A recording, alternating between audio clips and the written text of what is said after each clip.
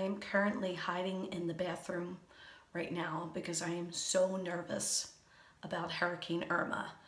Now, mind you, I live in Pennsylvania, but watching the news and seeing these forecasters, and we'll talk about that insanity in a minute, but watching this news after all these natural disasters, I'm like, is it just me? Or is our world coming to an end? So I'm like panic. My anxiety is up to here. I've had like a twitch in my eye for the last 2 weeks.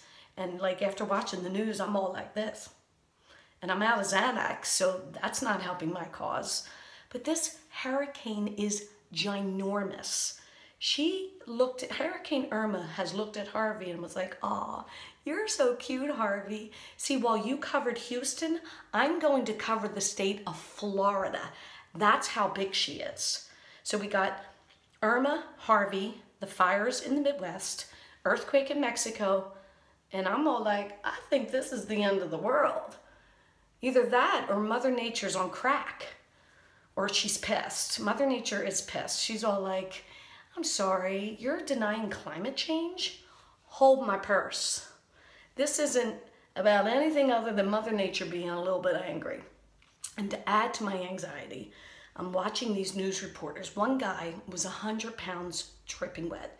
And I'm thinking, wait a minute, first of all, wasn't everybody asked to leave the state of Florida? Why are we sending people back into the state of Florida? Yeah, it's ratings, right? Whatever. He's 100 pounds dripping wet, this guy. And they have him reporting from a dock with these angry waves behind him. It's like you could hear the waves saying to him, white man, get off the dock, go report in a building on like the 20th floor before your driftwood. And like I saw a cord at one point. I'm like, oh, well, at least they tethered him to the dock. They didn't tether him to the dock. That was his microphone cord. What? These news stations send these reporters into a Category 5 hurricane. Let the man have his hands free. CNN, you can't afford a body mic? I mean, seriously. What my anxiety was up to here. I'm panicking about the end of the world.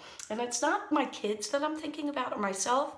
All I can think about is if the world ends, I'm not going to know what happens on Game of Thrones. And really, that's what it comes down to. Like, I need to know who's going to end up on the Iron Throne. And I'm kind of hoping it's Jon Snow. And if the writers are smart, they're going to put him on that Iron Throne shirtless. So, being serious though, I'm going to go and I'm going to go pray after I leave this bathroom, the comfort of this bathroom. And I'm going to go to church and I'm going to pray. And while I'm there, I'm going to kill 2 birds with 1 stone, and I'm going to get me into a confessional. I just think that is the best course of action right now, and I'm going to make it quick. I'm going to be like, Dear Father, bless me for I have sinned. It's been since my last confession, and these are my sins. And I'm going to say, here is the Cliff Note version of my sins, Father. I want to make sure I get right into heaven, so I'm just going to ask forgiveness for every possible sin a person can make. Put me down for breaking the commandments, for committing every one of the 7 deadly sins, venial sins, mortal sins. Just knock it all out. Have a little conversation with God. Ask him hold me a little spot in heaven. You know, put baby in the corner. You can put baby in the corner in heaven. I don't care as long as I get there.